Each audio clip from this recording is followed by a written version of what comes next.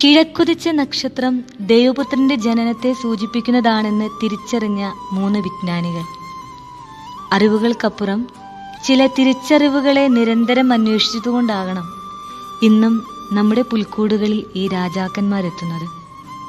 ജീവിതത്തിലും ചില തിരിച്ചറിവുകൾ ദൈവത്തിലേക്കുള്ള വഴികൾ തുറക്കുന്നത് പോലെ.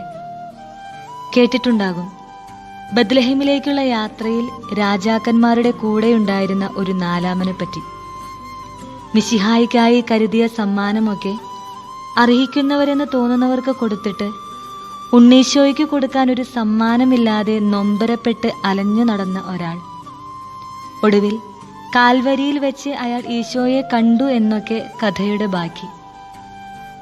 അപ്പോഴേ സമ്മാനമില്ലാത്ത നിന്റെ കരങ്ങളേക്കാൾ സമ്മാനം കരുതി വെച്ച നിന്റെ ഹൃദയം ദൈവം കാണുന്നുണ്ട്. ഇനി ഉണ്ണിമിശിഹായോട്, എൻ്റെ ഉണ്ണീശോയെ, എൻ്റെ ഹൃദയം നിനക്ക് സമ്മാനമായി തരാനും ജീവിതാനുഭവങ്ങളെ ദൈവാന്വേഷണങ്ങളാക്കി മാറ്റുവാനും എന്നെ അനുഗ്രഹിക്കണേ.